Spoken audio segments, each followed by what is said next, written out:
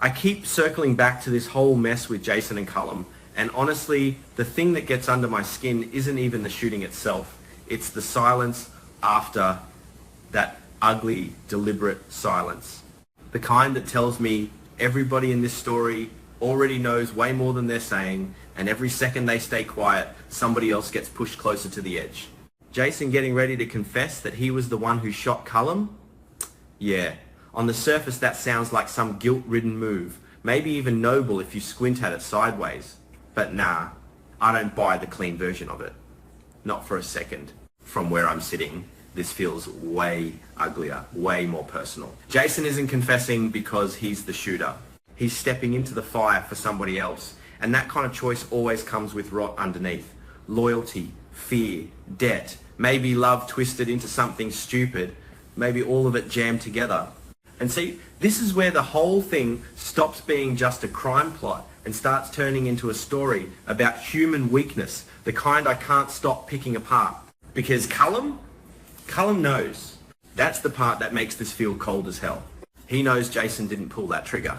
Maybe he knew at the moment he woke up in that hospital bed. Tubes everywhere, machines chirping like cheap motel alarms, body wrecked but brain still moving fast. Maybe before he could even speak, he was already replaying angles, timing, who stood where, who had motive, who benefited. A man like Cullum, being the head of the WSB, doesn't survive that long by missing details. He probably smelled the lie before Jason even opened his mouth. And still, he lets it happen. That's what makes Cullum terrifying to me in a way the actual shooter almost doesn't. I can picture him laid up in that hospital room, looking weak on the outside, but inside? Nah. Inside, he's already building the board. He's already moving pieces, already deciding which life gets spent first.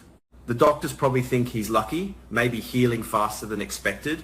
Maybe they're all talking about how he could be out of that bed sooner than anyone predicted. A miracle recovery, they call it. But to me, it doesn't feel like a miracle. It feels like a countdown, because the cruel timing here is almost too perfect. By the time Cullum is strong enough to walk out of that hospital, Jason might already be convicted, maybe sentenced, maybe locked away so deep nobody on the outside can touch him, except Cullum can. That's the thing about power in stories like this. People always think prison means safety through walls, guards, procedure, paperwork.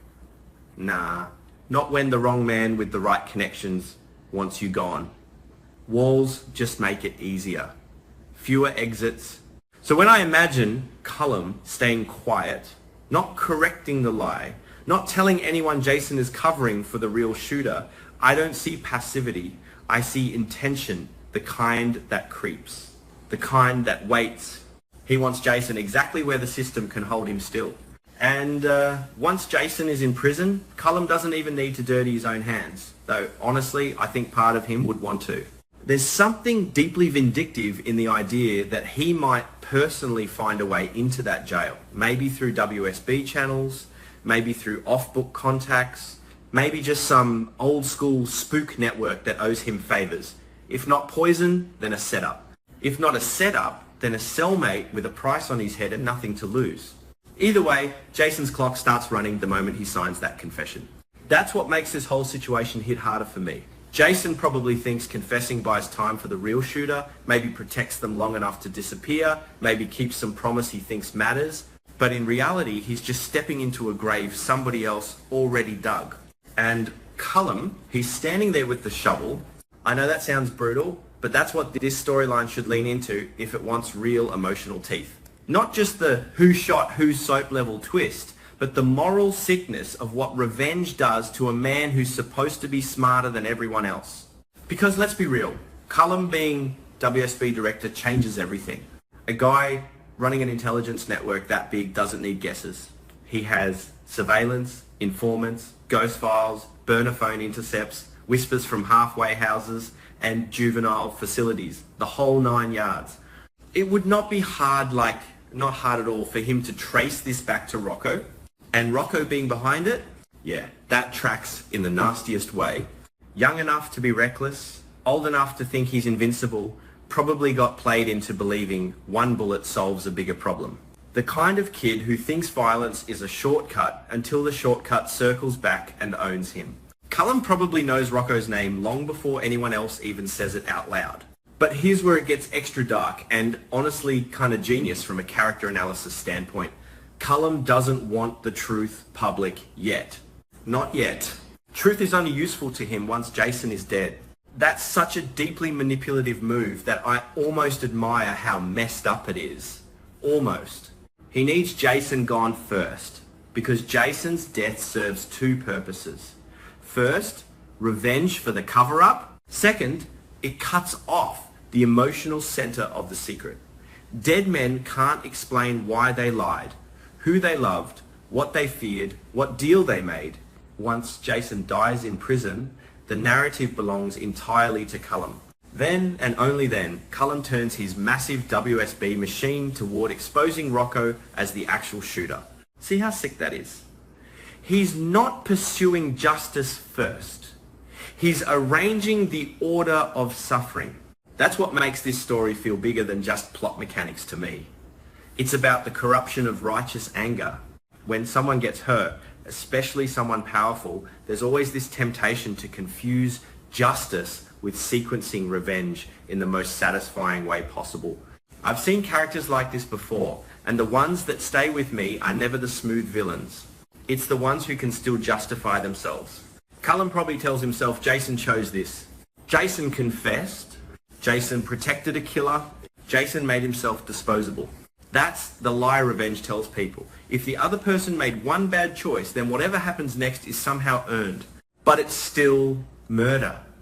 It's still calculated, ugly, and cowardly in its own polished way.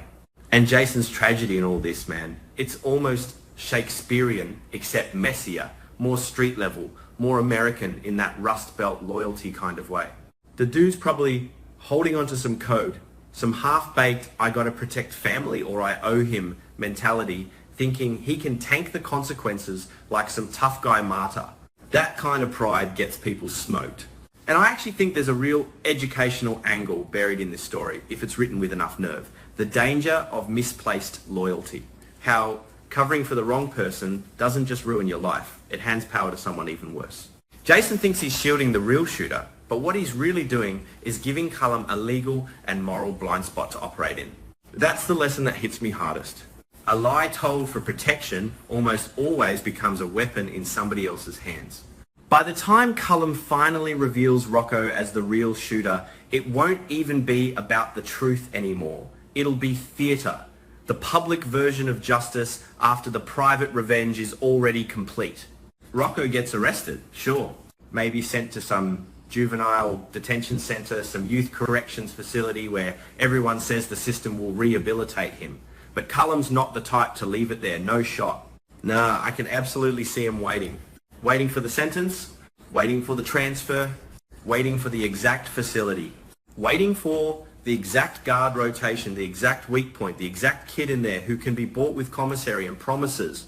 That's the scariest thing about intelligence. People in fiction, when they go dark, they understand patience better than rage does. So while the world thinks Rocco paying his debt means prison time, Cullum's already thinking 3 steps later. Maybe an accident in the yard. Maybe a gang dispute manufactured out of thin air. Maybe some ghost from one of Cullum's old ops slides into that juvenile camp under another name and handles it. It's not even about anger anymore at that point. It's obsession. And obsession always pretends it's discipline.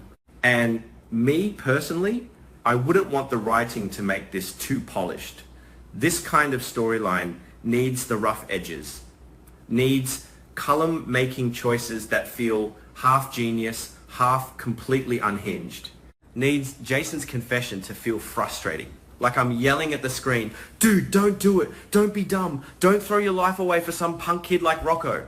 But that's the tragedy, right? People in pain rarely make the clean choice. Sometimes they just do the thing that feels loyal in the moment and hope the rest sorts itself out. It never does. So the heart of this story, at least the way I read it, isn't really the mystery of who shot Cullum. We already kind of know the answer leads to Rocco.